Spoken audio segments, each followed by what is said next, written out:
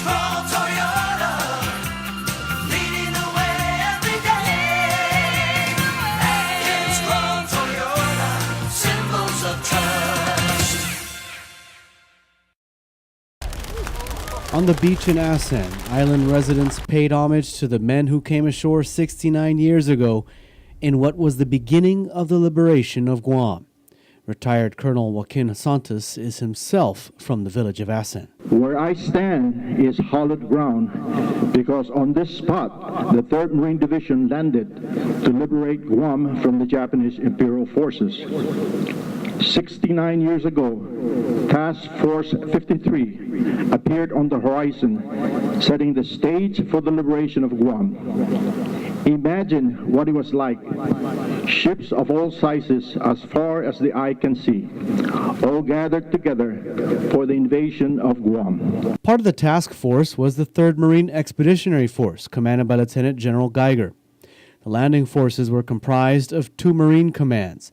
The 3rd Marine Division landed between ASAN Point and Adelup, and the 1st Provisional Marine Brigade landed in Agate. The Marine objectives were to link up with the 1st Provisional Brigade to seize Oroti Point, secure the high ground and Fonte Ridge overlooking the amphibious landing sites, proceed north to seize the capital, Agana, and secure the southern part of the island to prevent escape and reinforcement. There was fierce fighting and heavy casualties. Gunships and airplanes provided support, helping the U.S. Marines make their way to the center of the island, where they found the Chamorro concentration camp in Menengan, which had been left unguarded during the battle.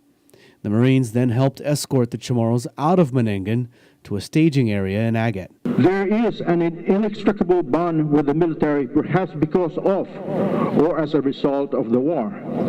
There are 3 distinguished men who served with the 3rd Marine Division. Retired Brigadier General and former Congressman Ben Blas commanded 9th Marine Regiment, the same regiment that made the landing on this beach. Retired Sergeant Major Thomas Cruz from ASAN was the Command Sergeant Major of the 3rd Marine Division, the highest honor bestowed on an enlisted man. The 3rd Marine Division is the same division involved in the liberation of Guam.